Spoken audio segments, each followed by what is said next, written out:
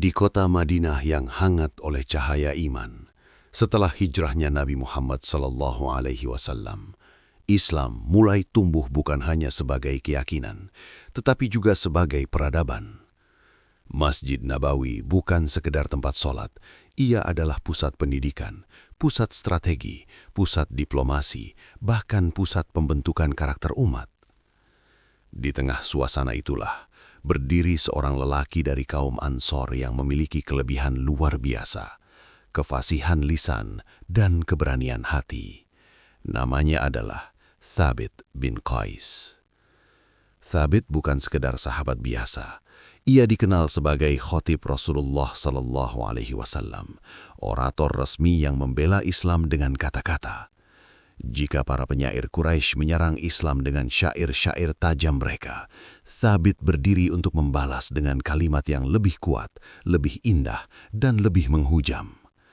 Pada masa itu, kata-kata adalah senjata. Satu pidato bisa mengangkat martabat sebuah kabilah. Satu syair bisa menjatuhkan kehormatan suatu kaum. Dan Thabit adalah ahli dalam pertempuran semacam itu. Posturnya tegap, tatapannya tegas, suaranya lantang dan jelas. Ketika ia berbicara di hadapan banyak orang, suaranya mampu menjangkau barisan paling belakang tanpa perlu diulang. Ia memiliki artikulasi yang kuat, penuh keyakinan, dan tidak bergetar. Namun di balik suaranya yang menggelegar itu, ada hati yang lembut dan sangat sensitif terhadap ayat-ayat Allah. Thabit berasal dari kalangan Ansor, kaum yang menyambut kedatangan Rasulullah dengan cinta dan pengorbanan. Sejak awal hijrah, ia termasuk yang setia membela Islam. Ia tidak ragu mengorbankan waktu, tenaga, bahkan reputasinya demi menjaga kehormatan Nabi. Setiap kali datang delegasi dari luar Madinah yang ingin menunjukkan kehebatan mereka dalam berorasi, Rasulullah akan menunjuk Thabit untuk berdiri. Dengan penuh adab, ia akan melangkah ke depan, menatap lawan bicaranya, lalu memulai pidato dengan pujian kepada Allah dan sholawat kepada Rasulnya. Kata-katanya tersusun rapi, logikanya kuat, pesannya jelas. Ia tidak sekedar berbicara, ia meyakinkan. Karena itulah ia dijuluki sebagai khotib Rasulullah. Namun ada satu hal yang menjadi ciri khas Thabit, suaranya keras. Ia memang secara alami memiliki volume suara yang tinggi. Dalam suasana ramai, hal itu menjadi kelebihan. Tapi dalam suasana tenang, suaranya bisa terdengar sangat dominan. Para sahabat lain mungkin berbicara dengan nada lembut ketika di hadapan Rasulullah, namun Thabit seringkali tanpa sadar tetap berbicara dengan suara lantangnya. Bukan karena tidak hormat, bukan karena sombong, tetapi karena begitulah karakter alaminya. Dan Rasulullah mengenal setiap sahabatnya dengan sangat baik. Beliau memahami karakter Thabit. Beliau tahu bahwa suara keras itu bukanlah bentuk pembangkangan, melainkan bawaan pribadi yang tulus dan penuh semangat. Suasana Madinah saat itu dipenuhi rasa cinta kepada Rasulullah. Para sahabat berlomba-lomba menunjukkan adab terbaik. Mereka menundukkan pandangan, melembutkan suara, dan berhati-hati dalam berbicara. Karena mereka sadar, berdiri di hadapan Rasulullah bukanlah seperti berdiri di hadapan manusia biasa. Namun Thabit, ia tetaplah Thabit, penuh semangat, penuh keberanian, penuh cinta kepada Islam. Ia tidak pernah menyangka bahwa suatu hari, justru kelebihan yang selama ini menjadi kebanggaannya, suaranya yang lantang, akan menjadi sumber ketakutan terbesar dalam hidupnya. Saat itu, kehidupan di Madinah tampak berjalan tenang, dakwah terus berkembang, kaum muslimin semakin kuat. Namun Allah sedang menurunkan ayat-ayat yang bukan hanya membangun peradaban, tetapi juga membersihkan hati. Ayat-ayat yang bukan hanya mengatur hukum, tetapi juga mengatur adab. Dan dalam suasana itulah, sebuah peristiwa besar akan terjadi. Peristiwa yang akan mengguncangkan hati seorang khotib pemberani. Seorang orator yang tak pernah gentar menghadapi manusia akan gemetar karena satu ayat dari langit. Disinilah awal kisah itu bermula. Hari itu, suasana di Madinah terasa berbeda. Seperti biasa, para sahabat duduk melingkar di Masjid Nabawi, menyimak setiap wahyu yang turun kepada Nabi Muhammad sallallahu alaihi wasallam. Hati mereka selalu bergetar setiap kali ayat baru dibacakan. Mereka tahu setiap wahyu bukan sekedar bacaan. Ia adalah petunjuk, teguran, sekaligus cahaya yang membentuk jiwa. Namun kali ini ayat yang turun bukan tentang hukum perang, bukan tentang kemenangan, bukan pula tentang kabar gembira.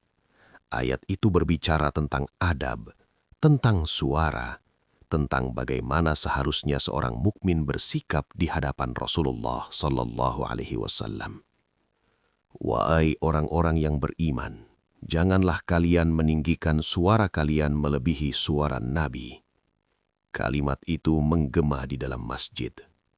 Sebagian sahabat langsung menundukkan kepala, sebagian lagi refleks merendahkan suara mereka. Suasana mendadak hening, tidak ada yang berani berbicara dengan nada biasa seperti sebelumnya. Namun di sudut masjid, ada satu hati yang terasa seperti disambar petir. Itu adalah hati Thabit bin Qais. Keringat dingin mulai membasahi telapak tangannya. Nafasnya terasa berat. Kata-kata dalam ayat itu berulang-ulang terngiang di kepalanya. Jangan meninggikan suara kalian. Suaranya, suara lantangnya, suara yang selama ini menjadi ciri khasnya. Ingatan Thabit melayang pada setiap momen ia berbicara di hadapan Rasulullah. Ia memang tidak pernah berniat tidak sopan. Ia tidak pernah merasa lebih tinggi. Tapi ia sadar suaranya seringkali terdengar lebih keras dari yang lain. Bagaimana jika ayat ini turun karena dirinya? Bagaimana jika tanpa sadar ia termasuk orang yang ditegur Allah? Dan yang lebih menakutkan lagi, lanjutan ayat itu menyebutkan ancaman agar amal tidak terhapus tanpa disadari. Terhapus. Satu kata itu menghantam jantungnya lebih keras dari pedang manapun. Terhapus. Semua amal, seluruh pembelaannya terhadap Islam, seluruh pidatonya yang ia niatkan untuk Allah, seluruh pengorbanannya. Apakah semua itu bisa lenyap hanya karena suaranya terlalu keras?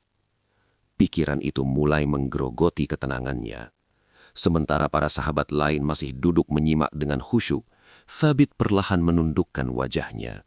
Ia tidak lagi mendengar suara di sekitarnya. Yang terdengar hanyalah gema ayat itu dalam hatinya. Ia pulang ke rumah dengan langkah berat. Yakin pula, Thabit adalah orang yang penuh semangat. Ia senang berkumpul, berdiskusi, dan berdiri membela Nabi. Namun hari itu berbeda. Wajahnya murung, tatapannya kosong. Setibanya di rumah, ia duduk sendirian. Sunyi. Ayat itu terus berputar di benaknya. Bagaimana jika aku termasuk yang dimaksud Allah? Bagaimana jika seluruh amalku sia-sia? Bagaimana jika aku telah meninggikan suara di atas suara Rasulullah tanpa sadar? Tangannya gemetar. Air mata mulai mengalir. Seorang lelaki pemberani yang tak pernah gentar menghadapi musuh, kini hancur oleh ketakutan terhadap satu ayat. Ia tidak marah, ia tidak menyalahkan keadaan, ia tidak mencari pembenaran. Justru sebaliknya, ia langsung menyalahkan dirinya sendiri. Aku telah binasa, bisiknya pelan. Sejak saat itu, Thabit tidak lagi dilihat di masjid. Hari pertama, para sahabat mengira ia mungkin sedang sibuk. Hari kedua, sebagian mulai bertanya-tanya. Hari ketiga, ketidakhadirannya mulai terasa aneh. Karena Thabit bukan tipe orang yang absen tanpa sebab. Di sisi lain, di rumahnya, Thabit semakin larut dalam ketakutan. Ia membayangkan amalnya yang dulu ia banggakan, kini berubah menjadi debu. Ia membayangkan dirinya berdiri di hadapan Allah tanpa membawa apa-apa. Padahal selama ini ia merasa telah berjuang. Justru karena itulah ia semakin takut. Semakin besar amal, semakin besar pula rasa takut jika semuanya tertolak. Dan disinilah konflik itu memuncak perlahan. Seorang sahabat mulia yang dikenal sebagai khotib Rasulullah tiba-tiba mengurung diri. Bukan karena sakit fisik, bukan karena ancaman musuh, tetapi karena takut kepada Allah. Tak ada yang tahu badai apa yang sedang berkecamuk di dalam hatinya. Tak ada yang tahu bahwa satu ayat telah membuat seorang orator yang gagah menjadi lelaki yang merasa paling hina. Namun pertanyaannya kini menggantung.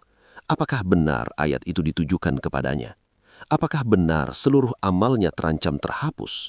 Dan bagaimana reaksi Rasulullah ketika mengetahui sahabat kesayangannya tenggelam dalam ketakutan seperti ini? Jawabannya akan mengubah segalanya.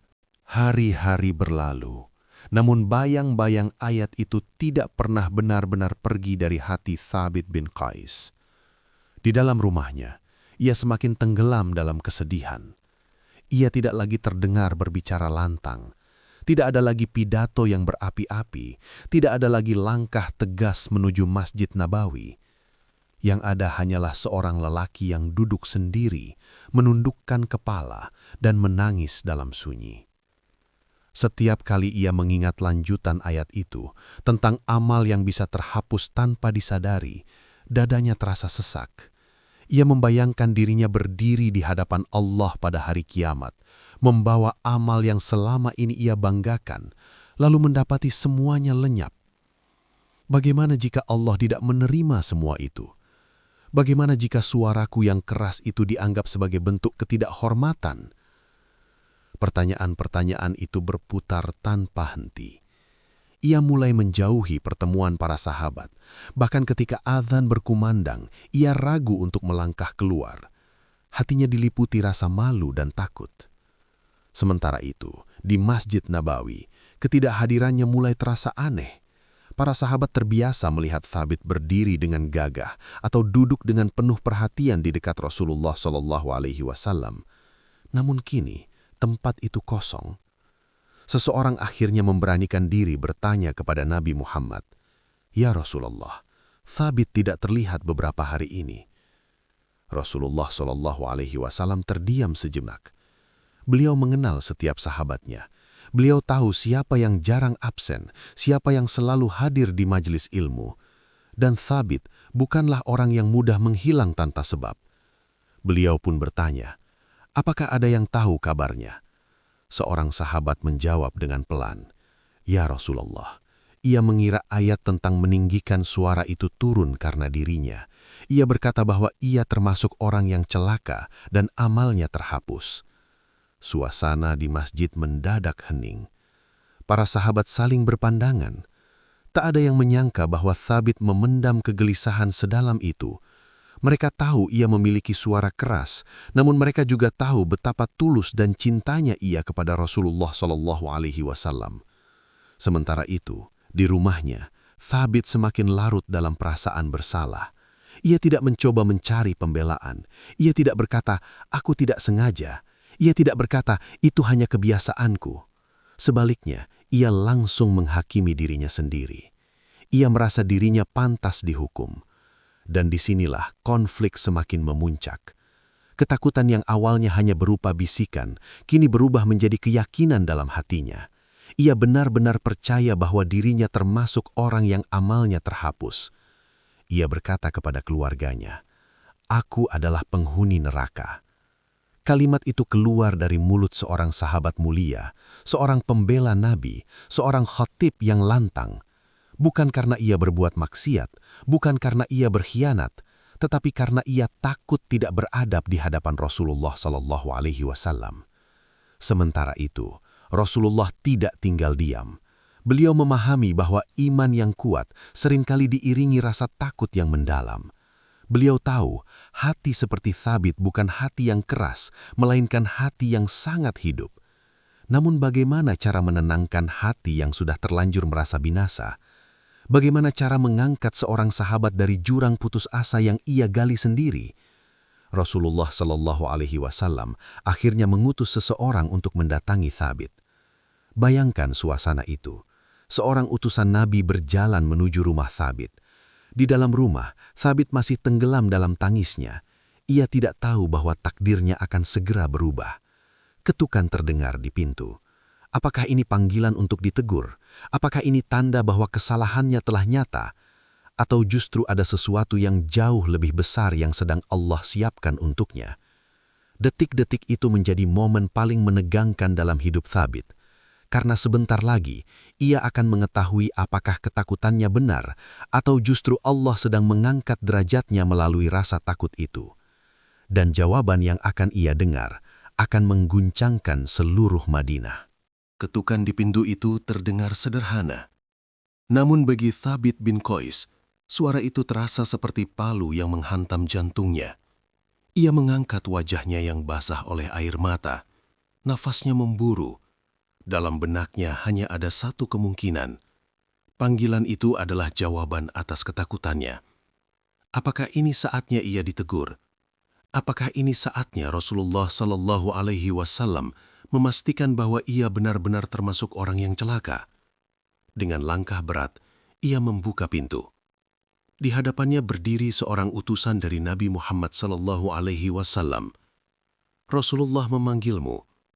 Kalimat itu membuat tubuhnya semakin lemas. Bukan lega yang ia rasakan, justru ketakutan yang semakin besar.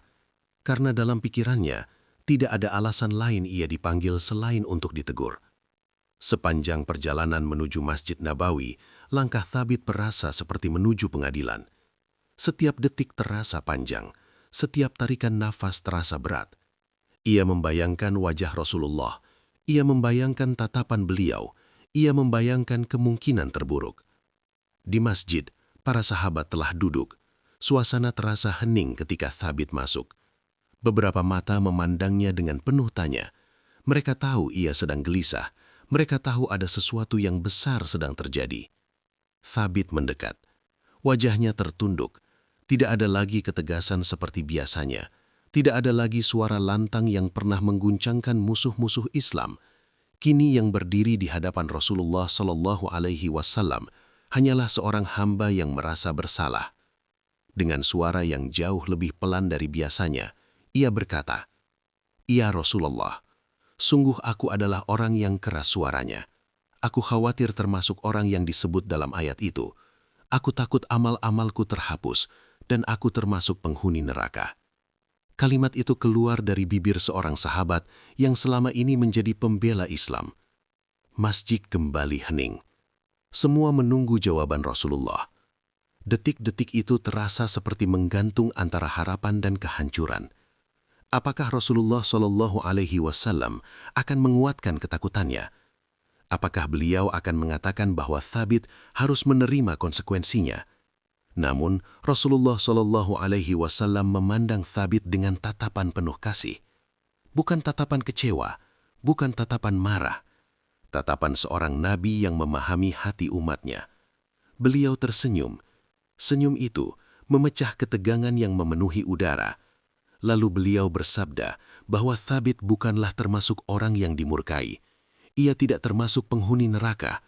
Bahkan sebaliknya, ia adalah penghuni surga. Kata-kata itu menghantam hati Thabit lebih kuat dari rasa takutnya sebelumnya. Surga? Apakah ia tidak salah dengar? Lelaki yang beberapa hari terakhir merasa amalnya terhapus, kini justru mendengar kabar bahwa dirinya termasuk ahli surga. Air matanya kembali mengalir, namun kali ini bukan karena putus asa. Ini adalah tangis kelegaan, tangis syukur, tangis seorang hamba yang hampir tenggelam dalam prasangka buruk terhadap dirinya sendiri, lalu diselamatkan oleh kasih sayang Allah melalui lisan Rasul-Nya. Para sahabat pun terharu. Mereka menyaksikan bagaimana seorang sahabat yang begitu takut kepada Allah justru diangkat derajatnya. Ternyata ayat itu bukan untuk menghancurkan Thabit. Ayat itu bukan untuk menghapus amalnya. Justru ketakutannya itulah yang menjadi bukti keimanan yang hidup di dalam dadanya. Rasulullah Shallallahu Alaihi Wasallam tidak hanya menenangkan tetapi juga menguatkan bahwa suara keras Thabit bukanlah bentuk kesombongan, bahwa Allah menilai niat dan ketulusan hati. Saat itu, di Masjid Nabawi, bukan hanya Thabit yang belajar. Semua sahabat belajar bahwa rasa takut kepada Allah bukanlah tanda kehancuran. Kadang justru itu adalah tanda keselamatan. Thabit datang dengan hati yang hancur. Ia berdiri dengan tubuh gemetar. Ia merasa dirinya telah binasa, namun ia pulang dengan kabar surga. Dan sejak hari itu, kisahnya menjadi pelajaran abadi. Seorang mukmin sejati bukanlah yang merasa paling aman dengan amalnya, tetapi yang paling takut amalnya tidak diterima. Di titik itulah klimaks cerita ini mencapai puncaknya. Dari jurang putus asa menuju puncak harapan, dari ketakutan akan neraka menuju janji surga. Dan semua itu terjadi karena satu hal, hati yang benar-benar hidup. Suasana di Masjid Nabawi yang sebelumnya tegang, kini berubah menjadi haru. Ketegangan yang menggantung sejak kedatangan Thabit bin Qais perlahan mencair oleh senyum dan sabda lembut Nabi Muhammad.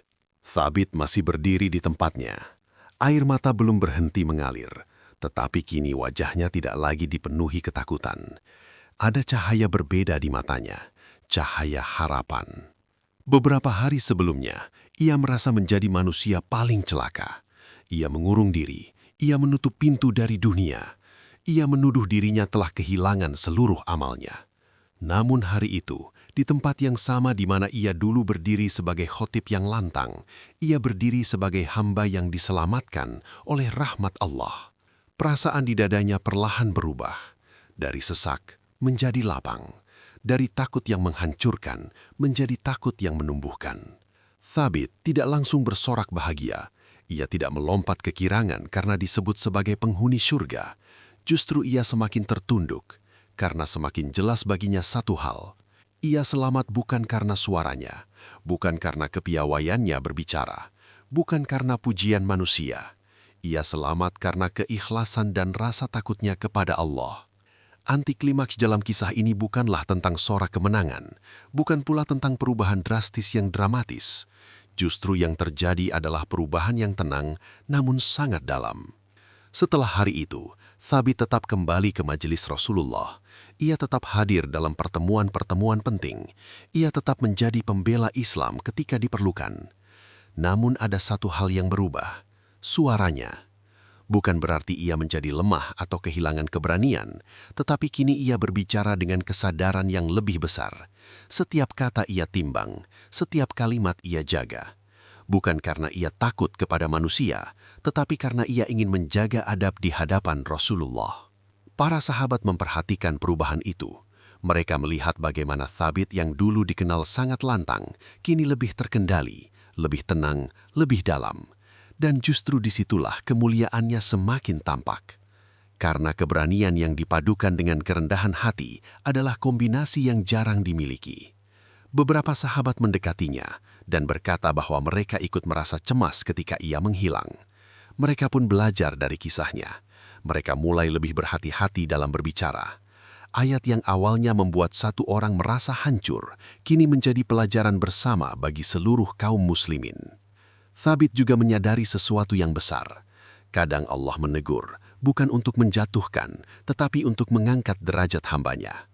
Ia teringat hari-hari saat ia menangis sendirian di rumahnya. Betapa gelap perasaannya waktu itu. Betapa ia yakin bahwa ia telah binasa. Kini ia mengerti, rasa takut itu justru menjadi bukti hidupnya iman di dalam dada. Jika ia tidak peduli, mungkin ia akan tetap berbicara keras tanpa memikirkan adab.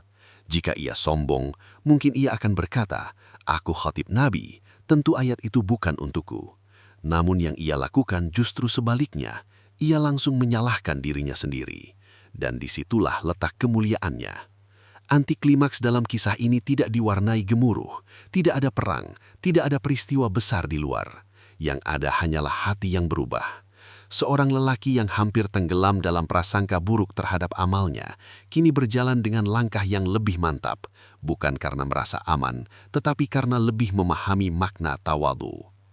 Madinah kembali berjalan seperti biasa, majelis ilmu kembali hidup, delegasi-delegasi tetap datang, dan jika suatu hari Rasulullah kembali menunjuk Thabit untuk berbicara, ia tetap berdiri.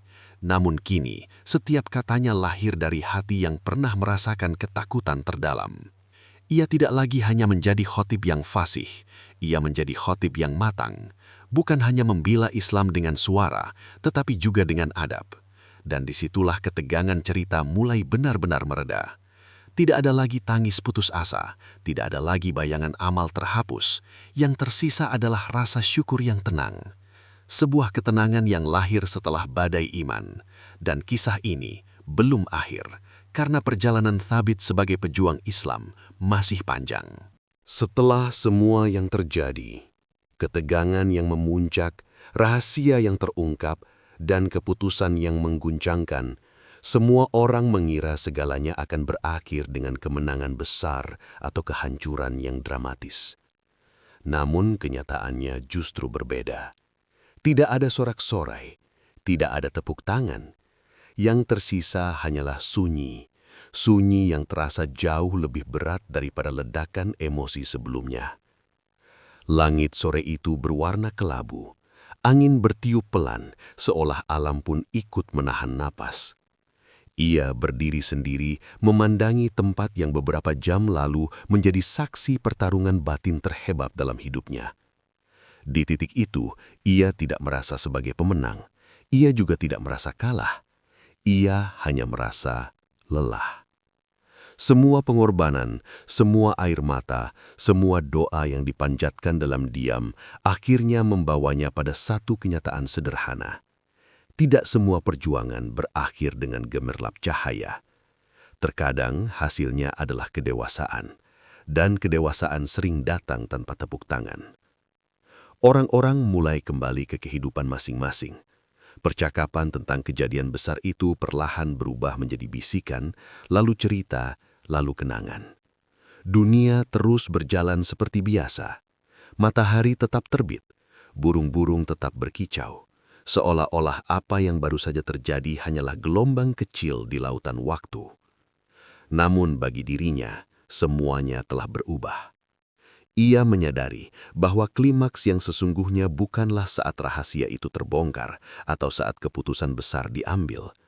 Klimaks yang sebenarnya terjadi di dalam hatinya, ketika ia memilih untuk memaafkan, ketika ia memilih untuk melepaskan dendam, dan ketika ia memilih untuk menerima takdir tanpa lagi melawan dengan amarah.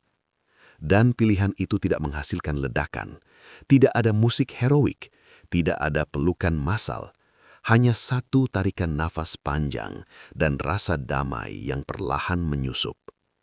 Di kejauhan, seseorang yang dulu menjadi sumber luka berdiri terpaku. Tidak ada lagi tatapan penuh kebencian, hanya ada penyesalan yang terlambat. Namun anehnya, ia tidak lagi menginginkan permintaan maaf. Ia sudah melangkah lebih dulu. Ia telah berdamai sebelum kata maaf sempat terucap. Inilah anti klimaks yang tidak banyak orang pahami. Ketika konflik mencapai puncaknya, kita membayangkan akhir yang spektakuler. Padahal seringkali, akhir yang paling mengubah hidup adalah yang paling tenang. Sebuah keputusan sunyi, sebuah langkah kecil menjauh dari masa lalu. Sebuah hati yang akhirnya berhenti bertanya, mengapa ini terjadi padaku? Dan mulai berkata, apa yang bisa kupelajari dari ini? Ia menatap langit untuk terakhir kalinya hari itu, bukan untuk mencari jawaban, tapi untuk mengucap syukur. Karena pada akhirnya, kemenangan bukanlah tentang mengalahkan orang lain. Kemenangan adalah tentang mengalahkan keraguan, ego, dan luka dalam diri sendiri. Dan di tengah kesunyian yang sederhana itu, tanpa sorotan dan tanpa saksi, ia menemukan sesuatu yang jauh lebih berharga daripada kemenangan apapun. Ketenangan. Cerita besar itu memang telah mencapai puncaknya di bagian sebelumnya, namun disinilah makna sebenarnya lahir, bukan di tengah gemuruh, tapi di dalam hati yang akhirnya tenang. Hari-hari setelah semuanya berlalu terasa berbeda, bukan karena dunia berubah, tetapi karena cara ia memandang dunia yang kini tak lagi sama. Ia berjalan melewati jalan yang dulu penuh kenangan, namun kali ini langkahnya ringan. Tidak ada lagi bayangan masa lalu yang menahannya untuk menoleh. Orang-orang mungkin mengira kisahnya telah selesai di bagian sebelumnya. Konflik telah reda, rahasia telah terbuka, hati telah berdamai. Namun justru disinilah babak yang paling sunyi sekaligus paling menentukan dimulai. Babak ketika seseorang membangun ulang dirinya dari serpihan pengalaman. Ia mulai melakukan hal-hal kecil yang dulu sempat tertunda, membaca kembali buku yang lama terletak tanpa disentuh, menyapa orang-orang yang dulu ia jauhi karena sibuk dengan luka sendiri. Bahkan ia kembali tersenyum, senyum yang bukan dibuat-buat, melainkan lahir dari hati yang sudah tidak lagi berat. Suatu sore, ia duduk di tempat yang dulu menjadi saksi air matanya. Kali ini tidak ada tangis, ia justru tersenyum tipis. Ia sadar tempat itu tidak pernah benar-benar menyakitinya. Yang menyakitkan adalah cara ia memaknai kejadian yang terjadi di sana. Dan kini makna itu telah berubah. Perlahan, ia mulai melihat bahwa semua yang terjadi, pengkhianatan, kesalahpahaman, kehilangan, bahkan rasa kecewa yang mendalam bukanlah akhir dari segalanya. Semua itu hanyalah alat untuk membentuknya menjadi lebih kuat, lebih bijak, dan lebih berhati-hati dalam memilih langkah.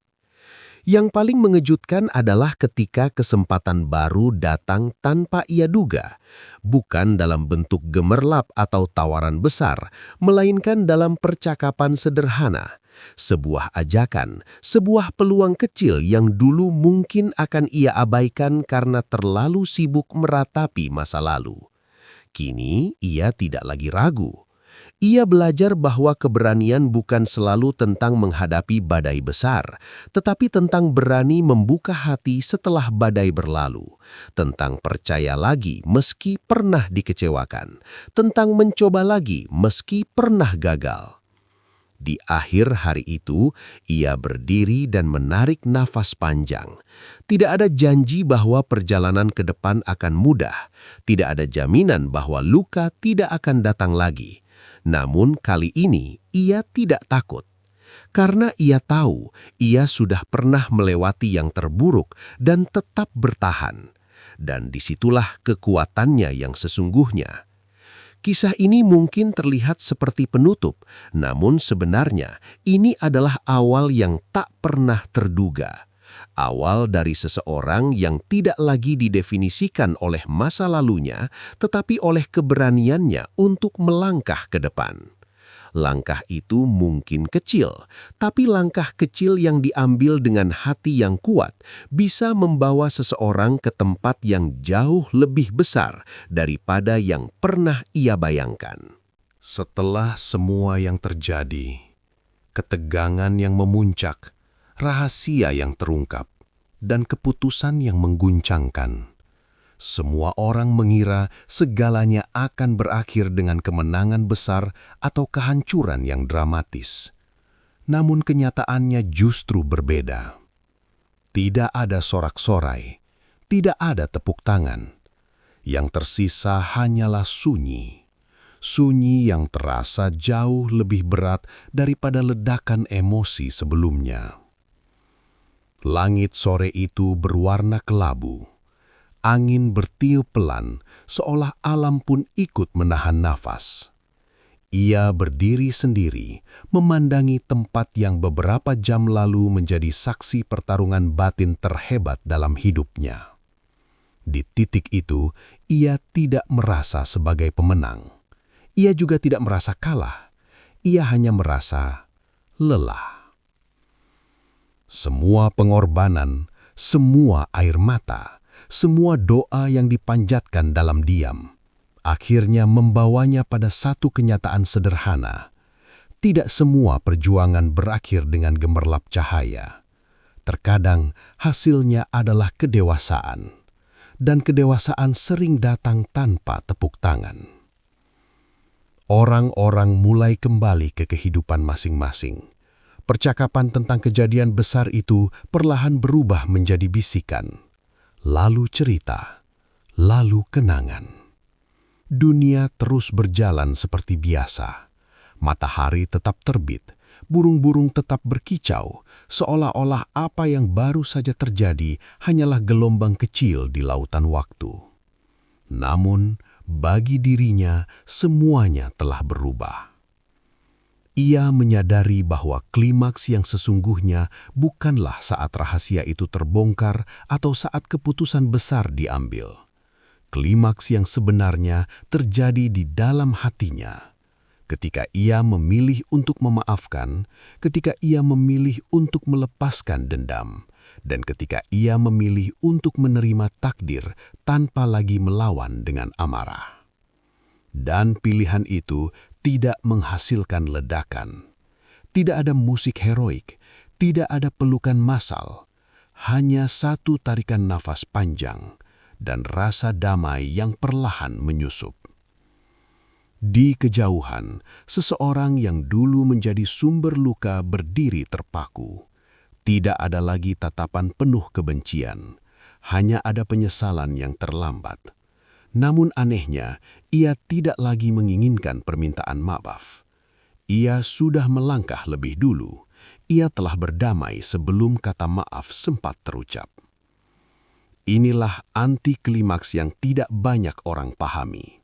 Ketika konflik mencapai puncaknya, kita membayangkan akhir yang spektakuler. Padahal seringkali akhir yang paling mengubah hidup adalah yang paling tenang. Sebuah keputusan sunyi, sebuah langkah kecil menjauh dari masa lalu, sebuah hati yang akhirnya berhenti bertanya, "Mengapa ini terjadi padaku?" dan mulai berkata, "Apa yang bisa aku pelajari dari ini?" Ia menatap langit untuk terakhir kalinya hari itu, bukan untuk mencari jawaban, tapi untuk mengucap syukur. Karena pada akhirnya, kemenangan bukanlah tentang mengalahkan orang lain. Kemenangan adalah tentang mengalahkan keraguan, ego, dan luka dalam diri sendiri. Dan di tengah kesunyian yang sederhana itu, tanpa sorotan dan tanpa saksi, ia menemukan sesuatu yang jauh lebih berharga daripada kemenangan apapun: ketenangan. Cerita besar itu memang telah mencapai puncaknya di bagian sebelumnya. Namun disinilah makna sebenarnya lahir, bukan di tengah gemuruh, tapi di dalam hati yang akhirnya tenang.